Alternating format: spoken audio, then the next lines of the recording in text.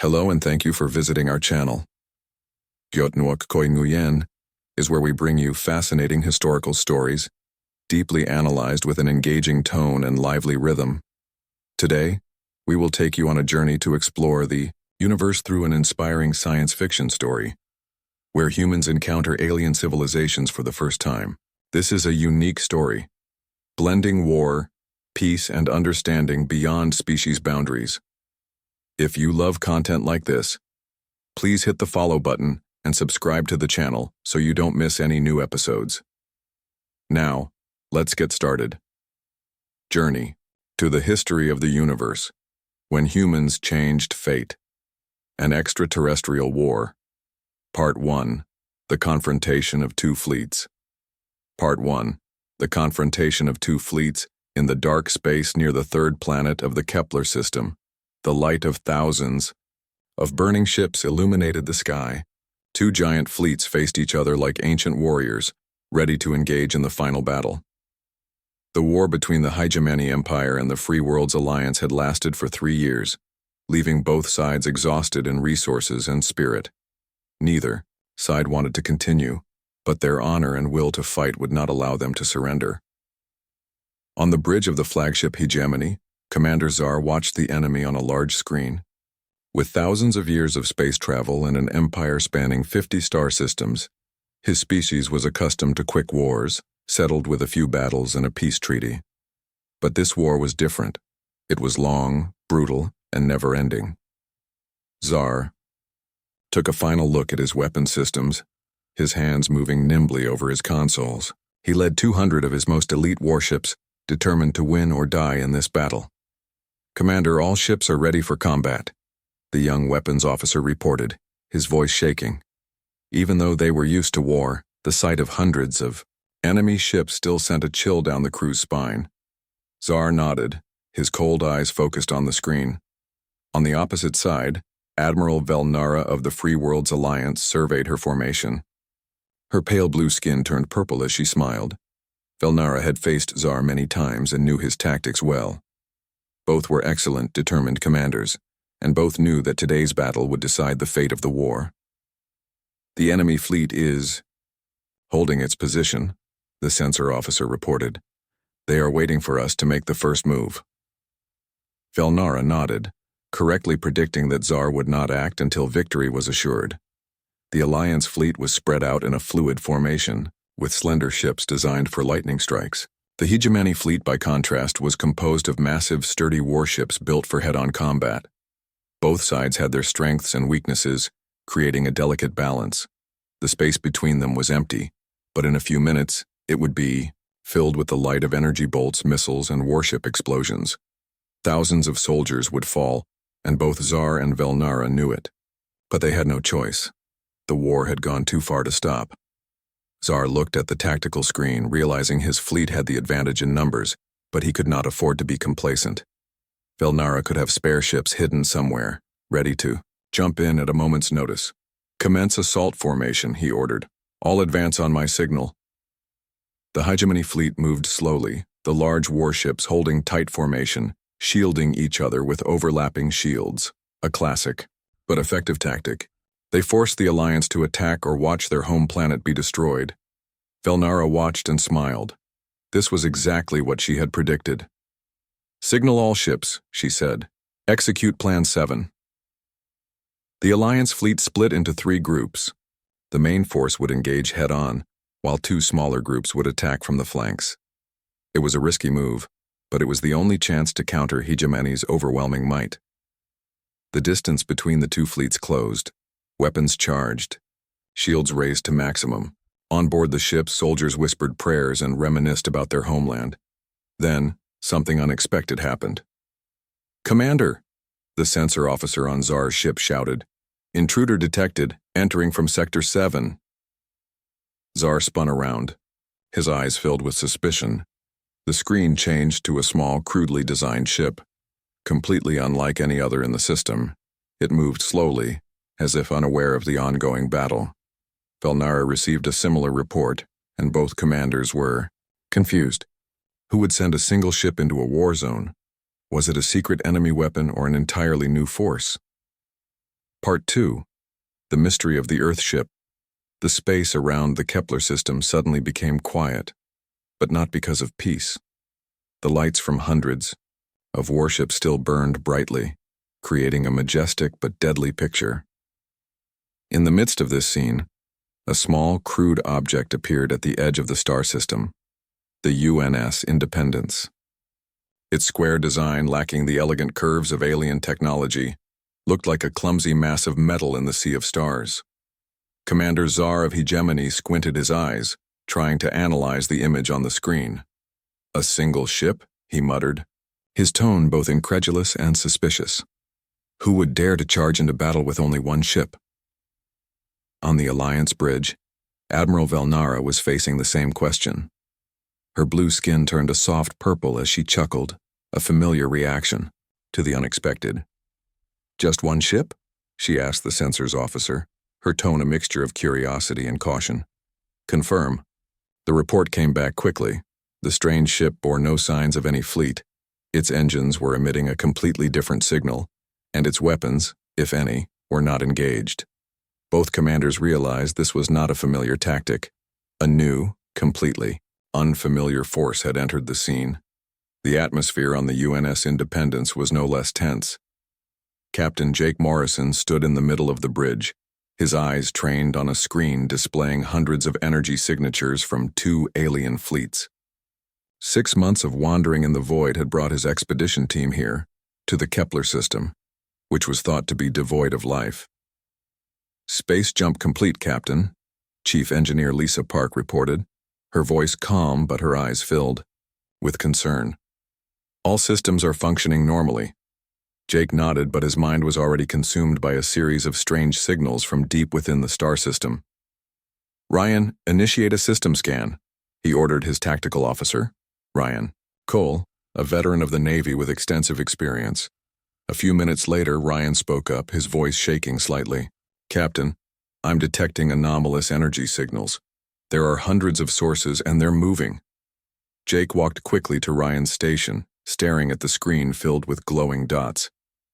"Amy, analyze what it is," he said, turning to communications specialist Amy Foster, the youngest person on the bridge and fluent in several Earth languages. Amy focused on the data, her hands flying over the keyboard. "It's not a planet or an asteroid," she said after a moment. "It's a warship, lots of warships." Silence fell over the bridge. Everyone realized the significance of this discovery. They had not just found alien life, they had stumbled upon a cosmic battlefield. "How many ships?" Jake asked, his voice low but steady. Ryan checked. "At least 400, Captain, maybe more. They're facing off near the 3rd planet." "Doctor?" Helen Cruz, the crew's science officer, looked up from her console. "This is battle formation," she said, her tone grave. "We may have accidentally entered an interspecies war." Jake felt his heart rate quicken. The UNS Independence was designed for exploration, not combat. With only 45 crew members, the ship carried minimal defensive weapons, mainly for clearing space debris or mining asteroids. "Lisa, can we leave now?" he asked. Lisa checked the space jump engines. "It takes 30 minutes to recharge, Captain. We're stuck here until then." Jake looked back at the screen, feeling the pressure. 400 alien warships, a number far beyond their capabilities. "Amy, I'm getting communications from both fleets," Amy said suddenly, her voice strained. "The computers are trying to translate, but it looks like they're preparing for battle." Jake had a decision to make.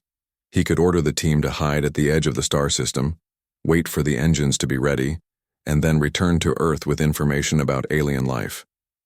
But that would mean missing out on a historic opportunity. "Amy, prepare a general message," he ordered.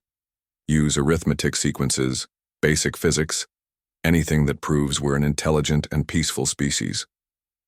Amy nodded and began to compose a message that any civilization could understand. "Ryan, get close, but keep a safe distance from both fleets," Jake continued. "I want them to see us, but not appear threatening." Lisa spoke up, worried.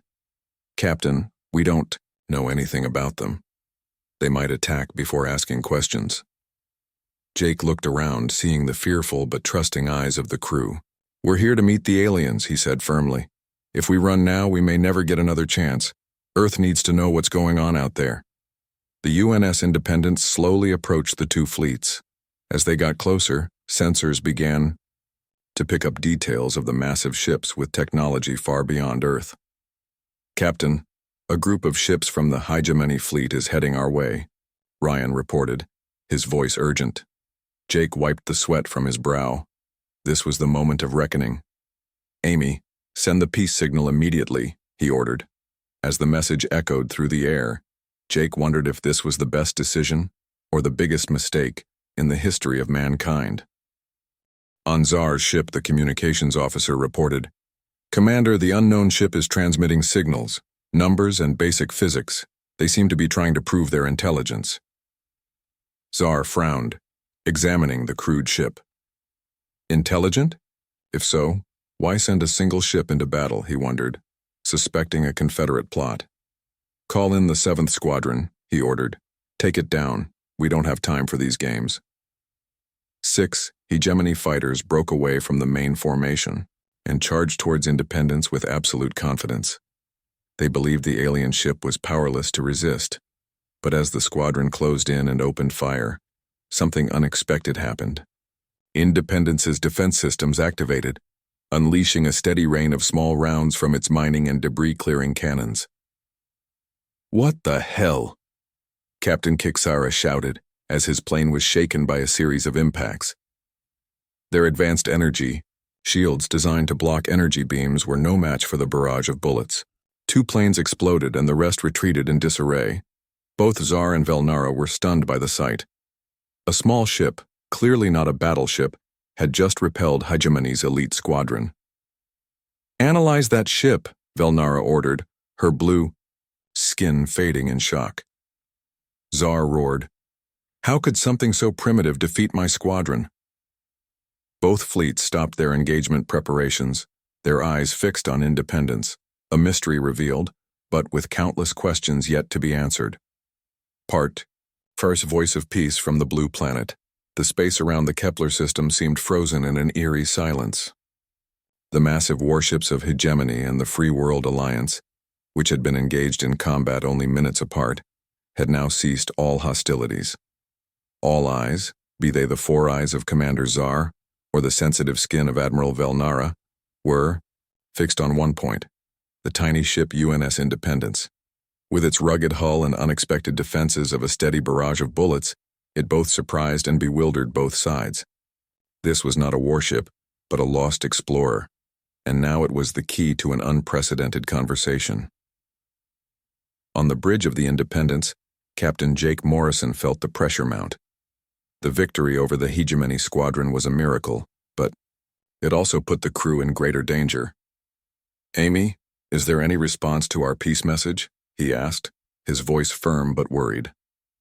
Amy Foster, the young communications specialist, nodded. "Yes, Captain. Both fleets are trying to communicate. The computers are working on the translation, but their signals are strong." Dr. Helen Cruz, who was analyzing the data from the encounter, interjected. "Captain, the way they attacked suggests they didn't want to destroy us. They went for the engines, not the living quarters. Maybe they weren't as aggressive as we thought." Jake frowned, considering Helen's assessment. Earth had trained humanity through millennia of war, where victory was often won by sheer force. But the aliens' approach, precision, restraint, was different. "Okay," he said. "Prepare to respond. We need to clarify who we are." Amy began tuning into the frequency, while Ryan Cole, the tactical officer, tracked the movements of the two fleets. "They're no longer in mutual engagement formation," Ryan reported. "They seem to be focused on us." First, Admiral Velnara's voice came over the intercom, translated awkwardly but clearly. "Freakout ship. This is Admiral Velnara of the Free Worlds Alliance. Introduce yourself and state your intentions." Jake took a deep breath. This was the moment humanity had dreamed of for centuries. "I am Captain Jake Morrison of the UNS Independence," he replied, his voice calm. "We come from planet Earth and have no intention of aggression against anyone. We are explorers, unaware, That there is a war going on here. There was a long pause before Velnara answered, her tone tinged with surprise. Earth? We have no record of this planet. Are you refugees from this war? Jake shook his head, knowing they couldn't see. No, Admiral. We are space explorers, unaware of the conflict here. Another pause. Then Velnara's voice carried a note of confusion. You dare send a single ship into a war zone to explore? Are all your men that brave or reckless? Before Jake could reply, the voice of Hijemany Commander Zar cut in. His translation system working. Independence, you have interfered with Hijemany military operations. Explain yourself immediately. Jake found himself standing between two forces that had once sought to destroy each other, now focused on him. We are peaceful explorers, he repeated. We were sent to study star systems and hope to meet other intelligent species. Zar made a strange sound, perhaps a laugh, through the translator. Peace? Your weapons just destroyed 2 fighters and damaged 4 others. Jake suddenly understood. To Hijemany and the Alliance, Independence's sustained fire defense looked like an act of aggression, not a desperate protest. It's a defense system, not an attack, he explained. We just want to protect ourselves. The 2 commanders fell silent, trying to digest the information. On Velnara's ship, the science officers began analyzing the data from the Independence. Admiral, this ship doesn't look like a battleship, the chief engineer reported. It has unusually thick hull and flexible engines as if designed to deal with danger, but it also has advanced exploration equipment. Velnara nodded, her blue skin darkening in thought. They say they're explorers, but everything they carry is ready for battle. Perhaps their species lives in a world of danger. Zar was similarly receiving reports from his team. Commander, their weapons are crude but effective, the science officer said. They fire hundreds of bullets instead of a single precise beam of energy. It's a tactic we've never encountered before. Zar frowned, his hands moving restlessly. Such random tactics defeated us? Hard to believe. Both sides decided to open a 3-way channel with Jake. Captain Morrison, Velnara began, we want to get to know you better. Tell us about your planet. Jake looked around the bridge, feeling the crew's expectant gazes. Earth is a beautiful planet, he began. We have hundreds of nations, each with their own culture, and we are learning to cooperate with one another. That is why we build ships like the Independence, to explore the universe as a unified species. Zar interjected, curious. Hundreds of nations on one planet? How do you manage? Jake explained about the United Nations, where nations discuss and solve problems. But when Zar asked, what about when you disagree? Jake hesitated. Sometimes we fight, he admitted. We're still learning how to resolve them peacefully. Amy, who was listening to the conversation, whispered, Captain, they don't understand what conflict is. Dr. Cruz, after analyzing the signals, added, I suspect they have never been through war like we have. This could be their first. Jake's face turned cold. If that was true, humanity's thousands of years of war experience would be completely foreign to them. When you say conflict, Velnara asked carefully, do you mean war like the one between us and Hijemany? Jake nodded. Yes, but Earth has had countless wars in its history. How many? Zar asked. Dr. Cruz, who knew Earth's history, replied in a somber voice. Thousands, maybe tens of thousands. The silence stretched on for what seemed like an eternity. When Velnara spoke, her voice was slow. You say our species has been at war all their history? Not all the time, Jake corrected. We have had our times of peace. But war is part of our growth. It teaches us to unite, to be creative, and to never give up. Cruz watched the screen and whispered, Captain, both fleets are closing in on us, not for attack but for protection. Amy translated the signals. They're discussing whether to continue the war. Jake realized what was happening. 3 years of fighting had worn them out, and now the presence of a race that had fought 1,000 wars had them bewildered. If you have experience with war, Velnara asked, can you help us understand how to end it? Jake looked at his 45-man crew, feeling the weight of the request. We'll try, he replied. That answer marked a turning point, opening a new chapter in space history, where humans were not just explorers but messengers of peace. The meeting began with cautious exchanges. Velnara proposed an exchange of resources, while Tsar asked for border security. Jake proposed a balanced treaty, inspired by peace treaties on Earth. "We have learned that peace requires compromise from both sides," he explained. After hours of debate, they agreed on a rough plan: trade and joint surveillance with the humans as the intermediaries. But as the meeting ended, Ryan detected a strange signal. "Captain, there's a small group of Hijemany's breaking away from the main formation." Kane immediately ordered increased surveillance. "It could be an internal rebellion," she said.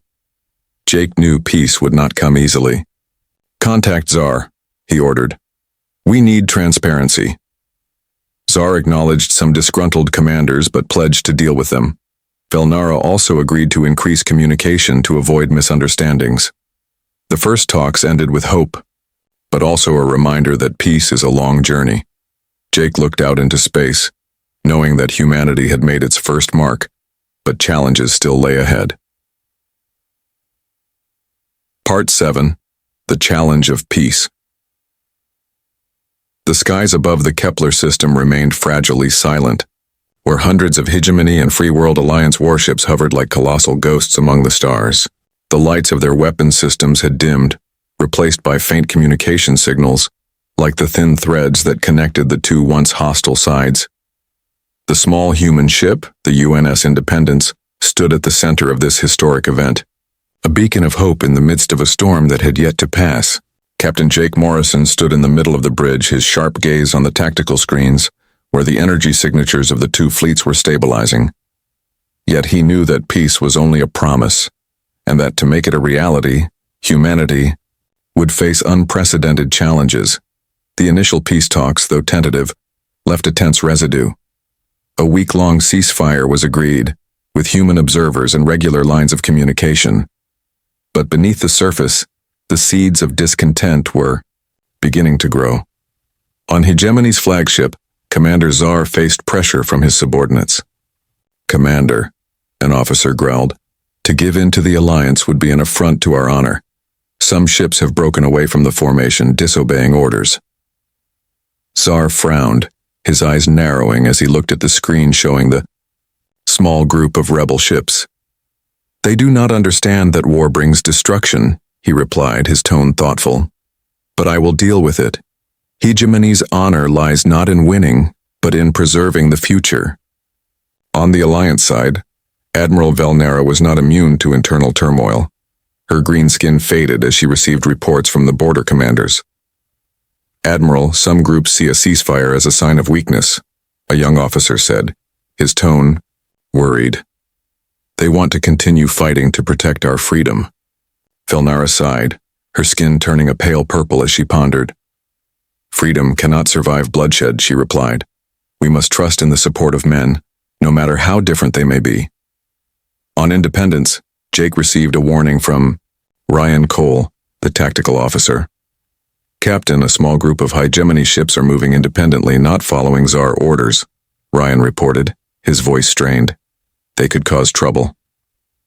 Dr. Helen Cruz, who was analyzing the data, added, "Captain, the way they're acting suggests internal polarization. They're not used to reconciliation after conflict. This is far from our experience." Jake nodded, understanding that cultural differences were a major obstacle. Humanity, with its millennia of war, had learned to build peace from the ashes. But for the Hijemany and the Alliance, war was a fresh wound, and concessions were hard to accept. Admiral Patricia Kane, from the UNS Defiance, radioed immediately. "Jake, I have anomalous signals." Her voice boomed over the loudspeaker. "You need to act before this gets out of hand." Jake ordered, "Amy, connect with Tsar and Velnara. We need to get a handle on the situation." Amy quickly established contact and both commanders appeared on the screen. "Gentlemen," Jake began, "we have detected a group of Hijemany ships that have broken away from the formation. This could jeopardize the agreement. Do you have an explanation?"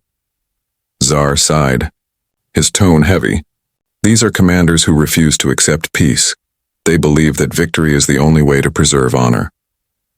Velnara nodded. We have similar elements, but we will restrain them.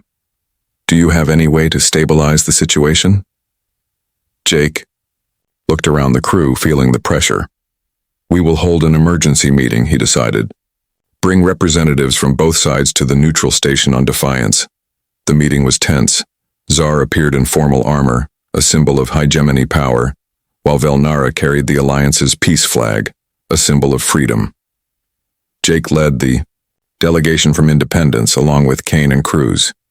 We're here to promote peace, Jake said, his voice calm but firm. But we need transparency. The dissenting groups must be contained. Our commanders believe that giving in is a sign of weakness, Zar said. They want to continue fighting. Velnara agreed. We have those who fear losing their freedom by working with Hijemany. Jake recognized the profound cultural differences.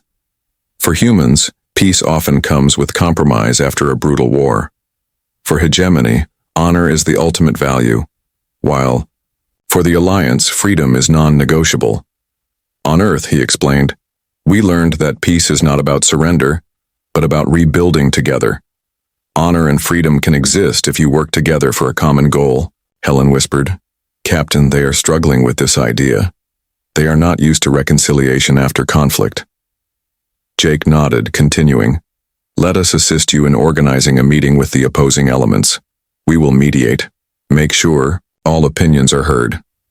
Zar and Velnara agreed after a moment of hesitation.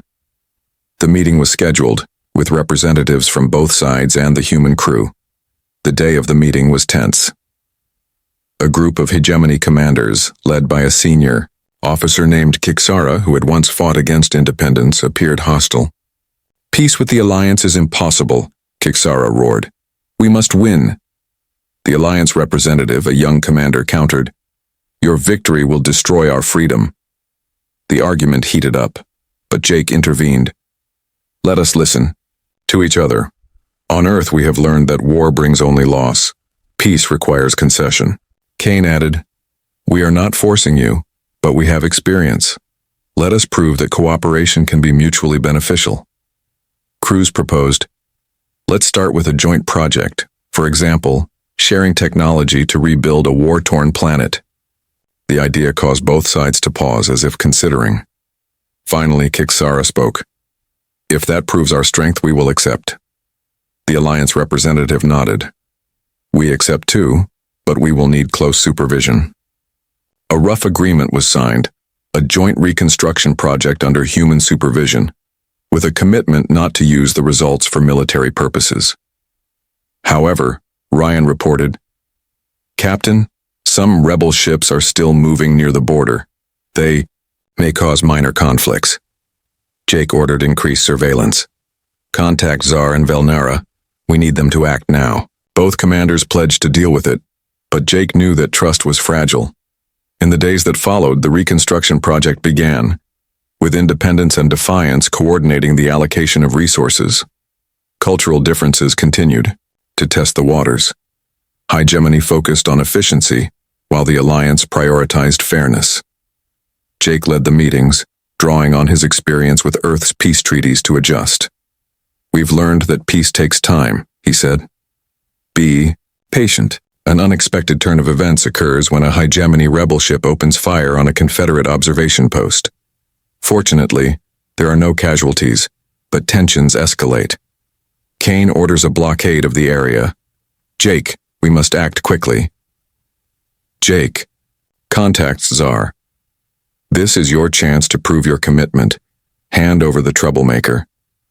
Zar agrees, and Kixara is, albeit reluctantly, relieved of his command. Velnara also suppresses the disgruntled elements, cementing the ceasefire. The crisis passed, leaving behind a valuable lesson. Jake looked out into space, knowing that peace was still a long way off. We have laid the groundwork, he told the crew, but every step must be taken with caution. With Kane's support and the growing cooperation of the two fleets, humanity had proven that its experience in war could be a beacon to peace. Part 8. Sowing the Seeds of Peace.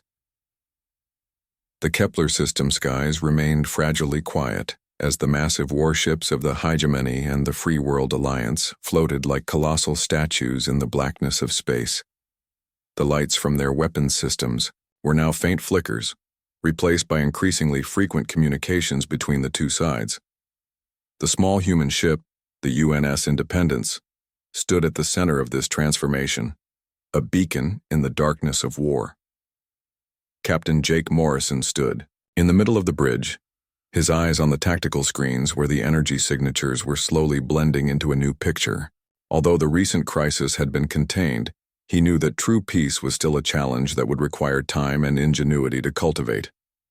After the rebel ship Hijemany opened fire on the Alliance monitoring station, the atmosphere in the Kepler system was more tense than ever. Fortunately, there were no casualties, but the event served as a warning that peace was a fragile veneer. On board Hijemany's flagship, Commander Czar faced the consequences of Kiksara's actions. "Commander," an officer reported, "the Adu rebels have been isolated, but some remain quietly disgruntled. They believe we have lost our strength." Czar frowned, his eyes narrowing as he studied the tactical data. "Strength does not lie in victory," he replied, his tone thoughtful. "It lies in our ability to protect our future. I will prove it." On the Alliance side, Admiral Velnara was also dealing with the discontent. Her green skin was fading as she listened to reports from the border commanders. "Admiral, some believe that cooperating with Hijemany means losing our freedom," a young officer said, his voice filled with concern. "They want to continue fighting." Velnara sighed, her skin turning a pale purple as she pondered. "Freedom cannot exist in hatred," she replied. "We must trust in the support of humanity even if they think differently." On Independence, Jake received an update from Ryan Cole. "Captain, the resistance ships are under control of Czar and Velnara, but there is still suspicious activity near the border," Ryan reported, his voice calm but alert. Dr. Helen Cruz, who was analyzing the data, added, "Captain, their suspicions are cultural. The Hijemany see victory as honor, while the Alliance sees freedom as the ultimate. We need ingenuity to overcome this barrier." Jake nodded, understanding that humanity's experience in war, where peace often comes after compromise, was the key to guiding both sides. Admiral Patricia Kane from the UNS Defiance came on the line. "Jake, the situation is still fragile." Her voice boomed over the loudspeaker. "We need to cement the agreement before we get into more trouble." Jake ordered, "Amy, connect with Czar and Velnara. Call a meeting to review the progress of the reconstruction project." Amy quickly established contact and both commanders appeared on the screen. "Gentlemen," Jake began, "the reconstruction project is the first step, but we need to ensure it is not sabotaged. What commitments can you make?" Velnara spoke up, her tone cautious. "We have allocated resources, but some commanders are concerned that Hijemany will take advantage." Czar nodded. "Same here. We need to make sure the Alliance doesn't overstep its bounds." Jake realized that suspicion was still a major obstacle. "On Earth," he explained, "we learned that trust is built through action. Let us oversee the process, make sure it's fair to both sides." The two agreed after a moment's hesitation, and the plan was put into action with the cooperation of Independence and Defiance. The reconstruction project began with the allocation of resources to restore war-torn planets. Hijemany provided advanced construction technology, while the Alliance contributed natural resources. However, cultural differences quickly emerged. Hijemany focused on efficiency, building facilities quickly, but lacking in flexibility. The Alliance prioritized environmental balance, which slowed progress. Jake led the meetings, drawing on his experience with Earth's peace treaties. "We learned that cooperation requires flexibility," he said. "Let's combine the best of both worlds, Hijemany's technology and the Alliance's balance." Helen whispered, "Captain, they are adapting, but slowly. This difference is an opportunity for them to learn from each other." Jake nodded, suggesting, "Let's have a face-to-face meeting between the engineers to share experiences." The idea was approved, and a team from both sides was sent to the neutral station set up by Defiance. At first, the atmosphere was tense with the Hijemany engineers acting arrogant and the Alliance people keeping their distance. But under Jake's guidance, they began to discuss, gradually realizing the benefits of cooperation. A turning point came when a Hijemany engineer proposed using their technology to optimize the Alliance's water filtration system, in exchange for the Alliance sharing its drought-resistant crop-growing techniques. "This is a first step," Jake noted, "but we need to expand." With Kane's support, he organized a larger conference inviting representatives from the fleets. "Peace is not just about stopping fighting," he said. "It's about building a future together." However, challenges remained. Ryan reported, "Captain, a small group of Alliance ships near the border are increasing their activity. They may not be satisfied with the progress." Kane ordered, "Jake, I will send Defiance to that area. You continue the negotiations." Jake contacted Velnara. "We have detected anomalies. Can you control them?" Velnara nodded. "I will handle it, but I need your support." Jake agreed, sending a team from Independence to monitor. A crisis was averted when Velnara convinced the disgruntled commanders by emphasizing the long-term benefits of the reconstruction project. Meanwhile, Kane used Defiance to be intimidating, but not aggressive. This combination fostered trust, and the fleets began to accept the human presence as a neutral force. "We are sowing the seeds of peace," Jake told the crew, "but it needs to be carefully tended." After several weeks, the reconstruction project achieved its initial results. A devastated area restored, becoming a symbol of cooperation. Tsar and Velnara, though still cautious, agreed to sign a preliminary peace treaty, pledging to continue negotiations and cooperation under human supervision. "This is a beginning," Velnara said, her green skin glowing with hope. Tsar nodded. "We will learn from you." Jake looked out into space, knowing the journey was long. "We've laid the groundwork," he told Kane over the comm, "but every step requires patience." With the support of Defiance and the experience of humanity, peace in the Kepler system was slowly taking shape, though the shadows of the past still loomed. Part 4. Interstellar Cultural Exchange. The Kepler system's sky was strangely quiet, as if all space were holding its breath at a turning point in history. Hundreds of Hijemany and Free World Alliance warships, once ready to collide, now hovered, motionless, the lights from their weapons systems fading. All attention was focused on the UNS Independence, the tiny human ship that had demonstrated both its incredible ability to defend itself and its story that had both civilizations pondering.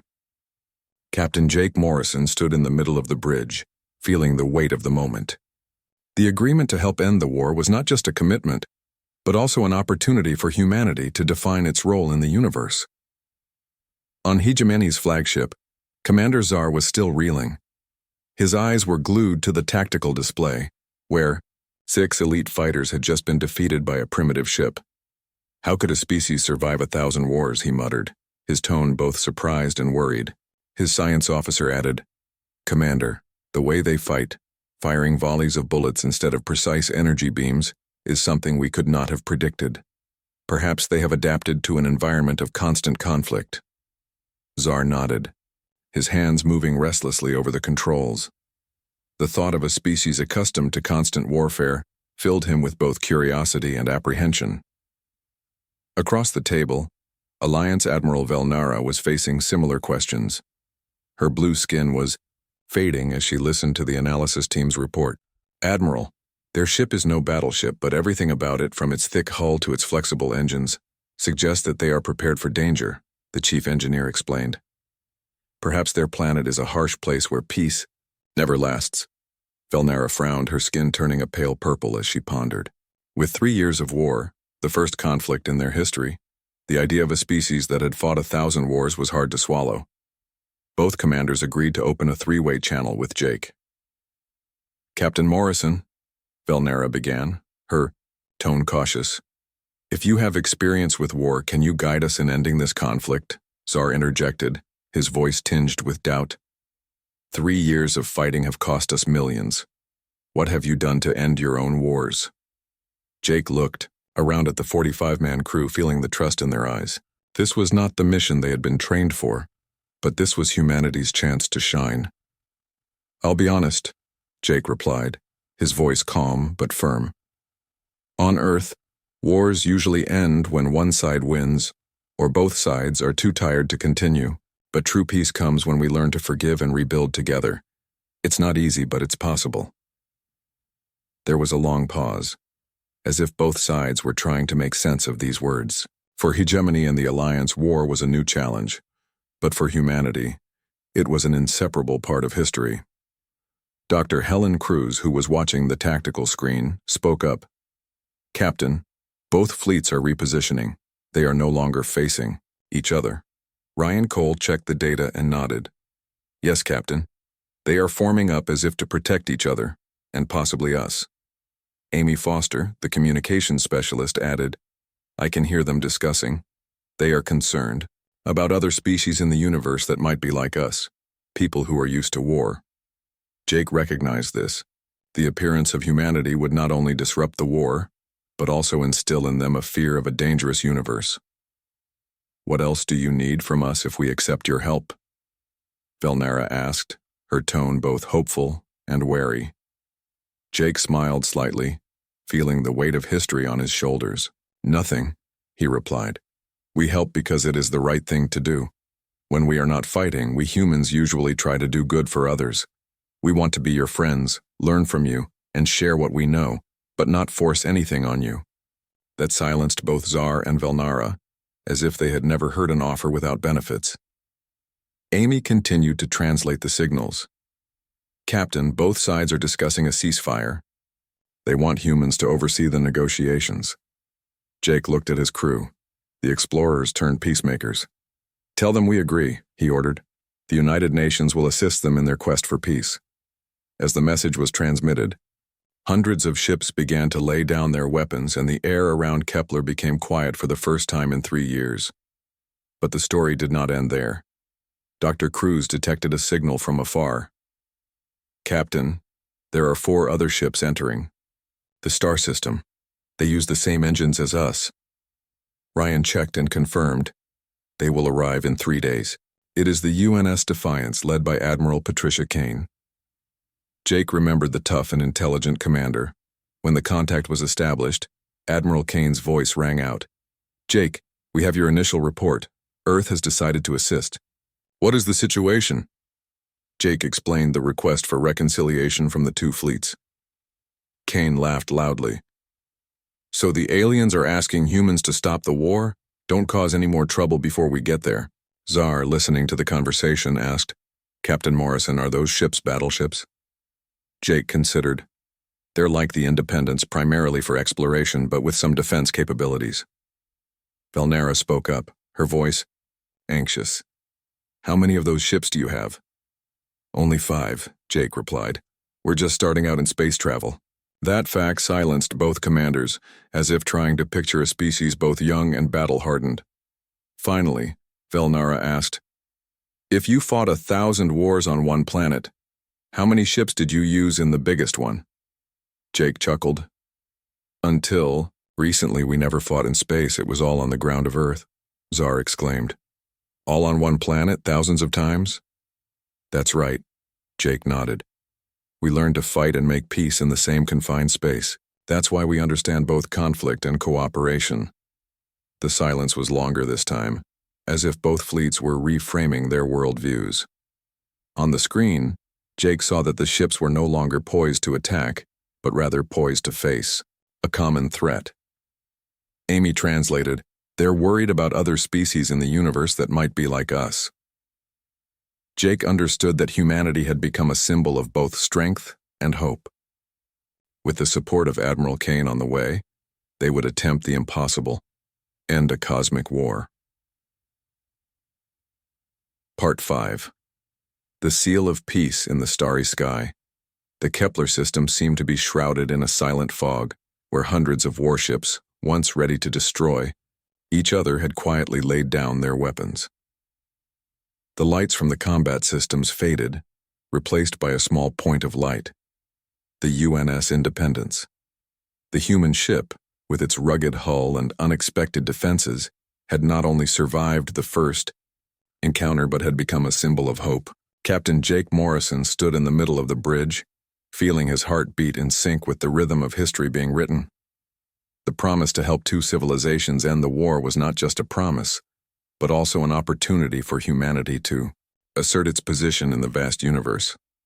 On Hijemany's flagship, Commander Czar had yet to fully digest the truth.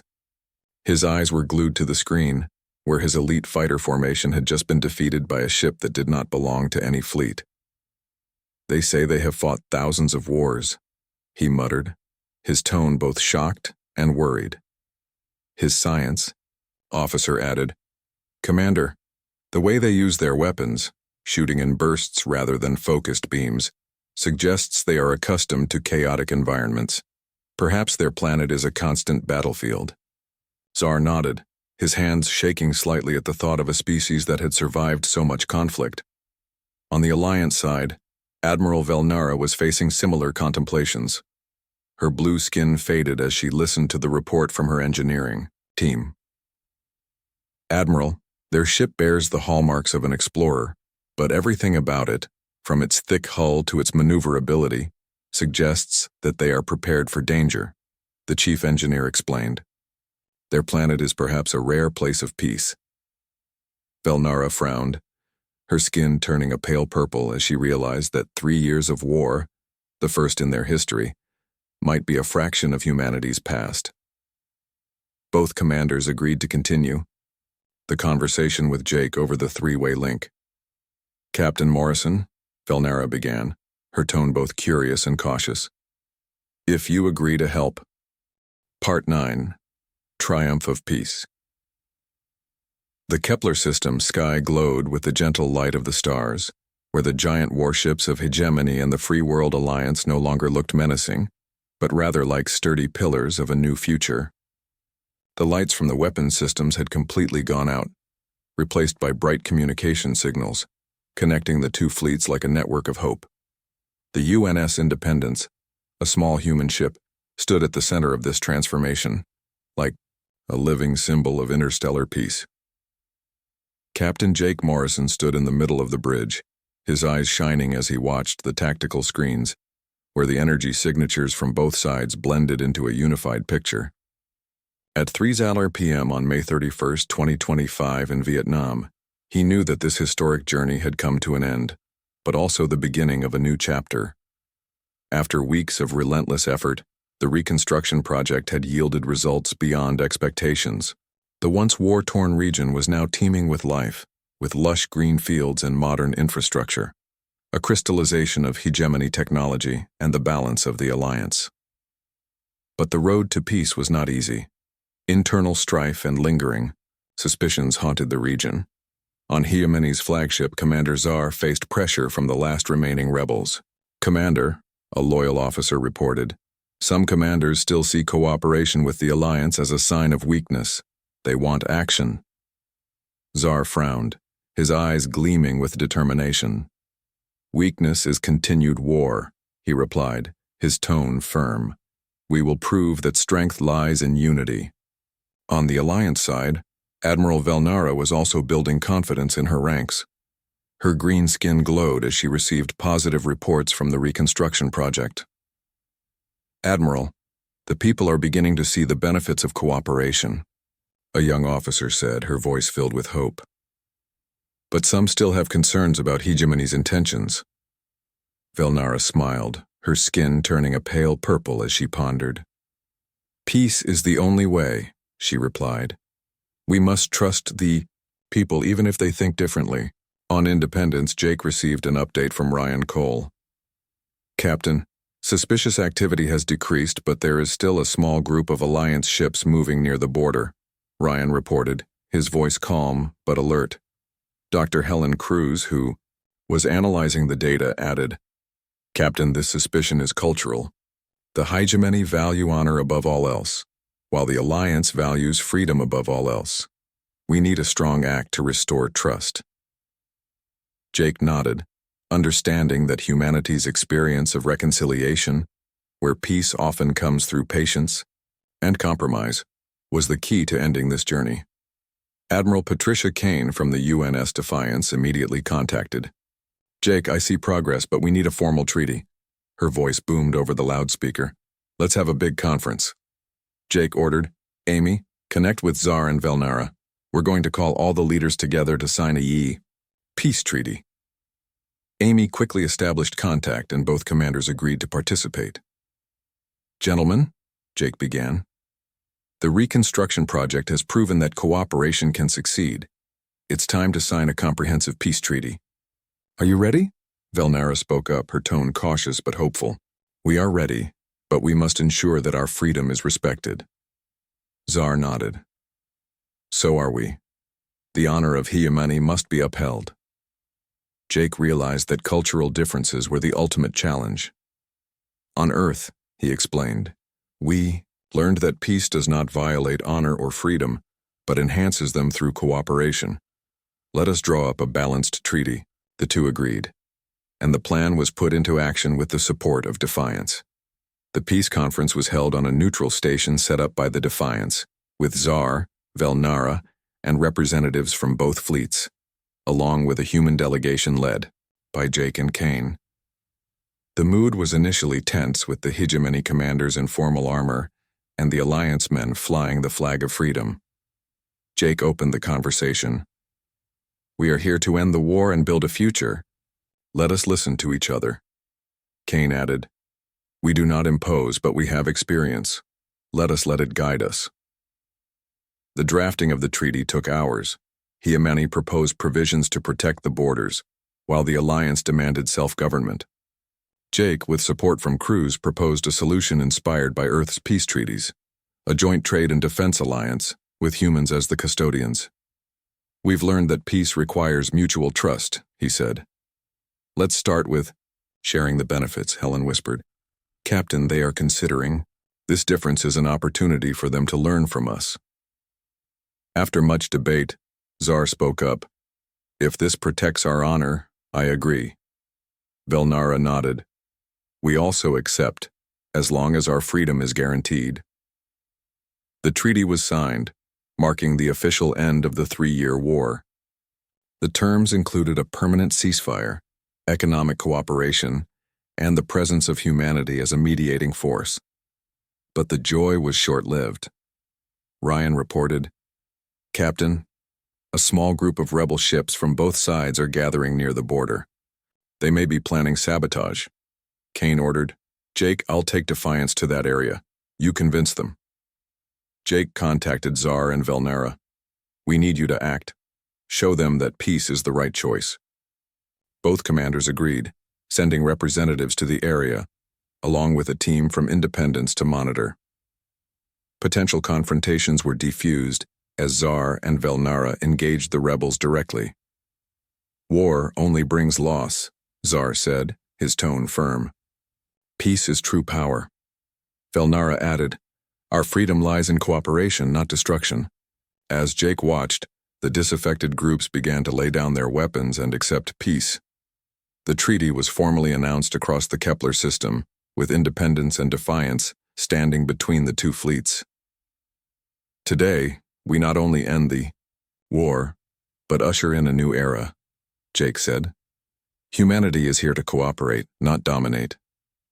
Tsar and Velnara nodded, her blue skin glowing, while his 4 eyes gleamed with pride. In the days that followed, the reconstruction project expanded, involving both fleets and humanity.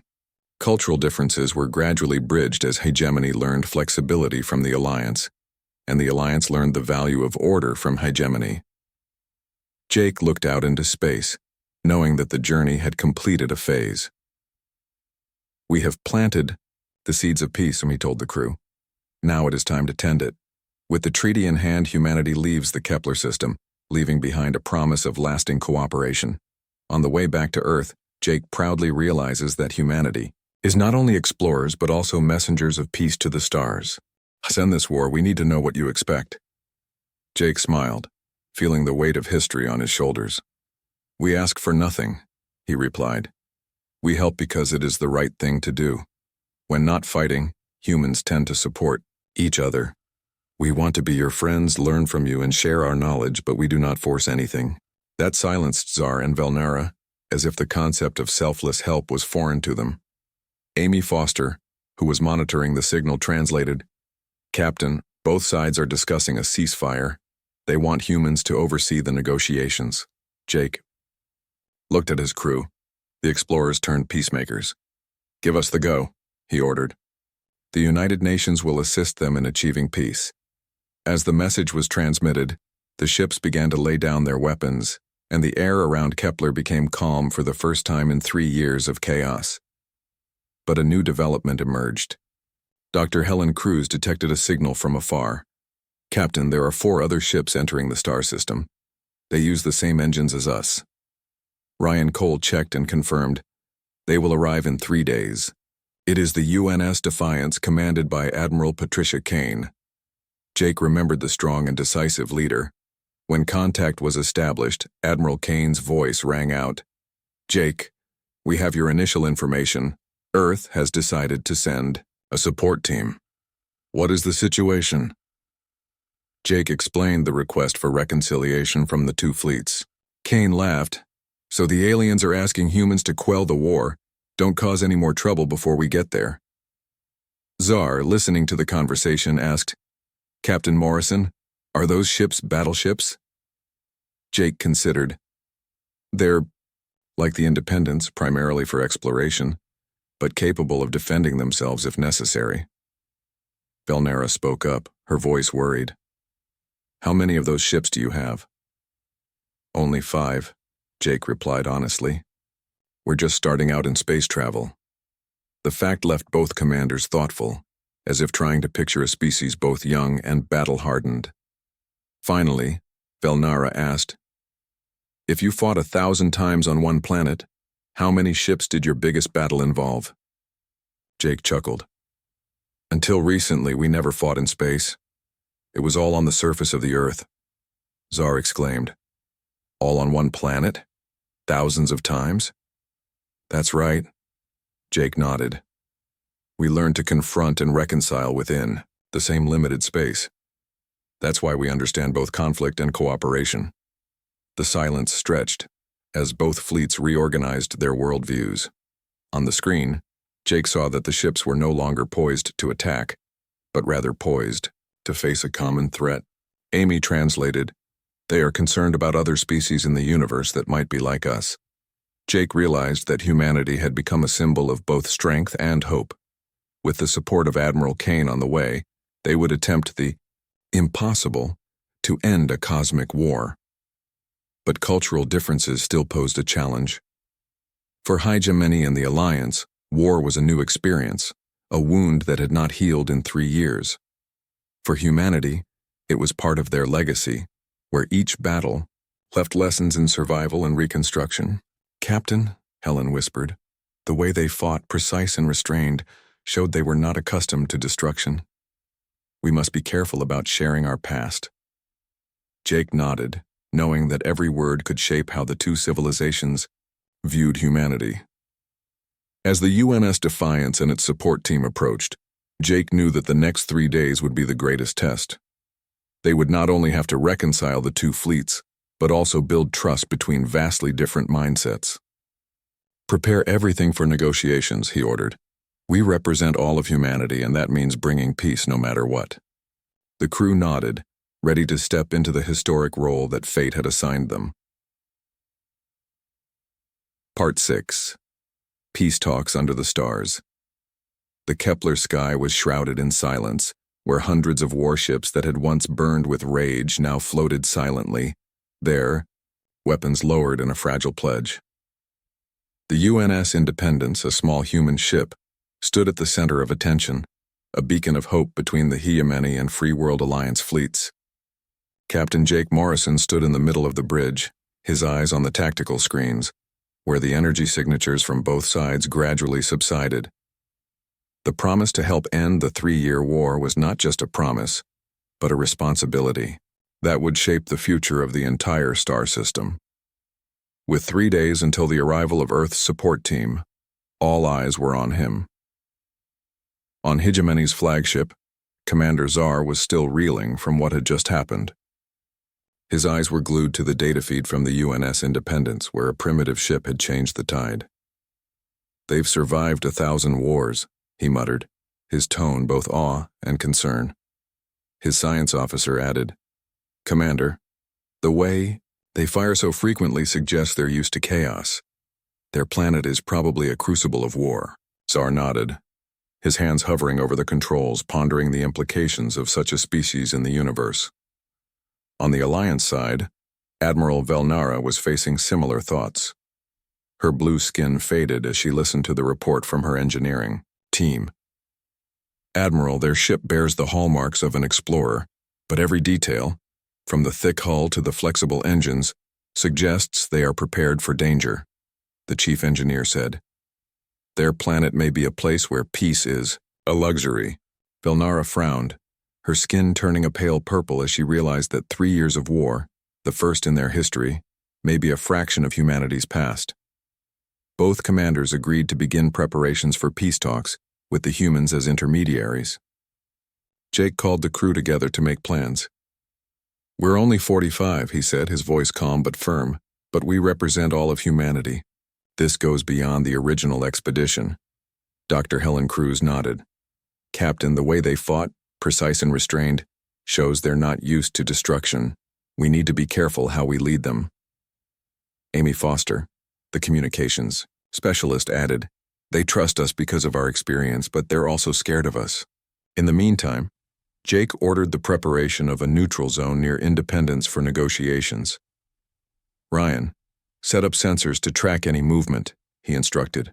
"Lisa, make sure the engines are ready if things go south." The crew worked tirelessly, turning the ship into a command center for a historic event.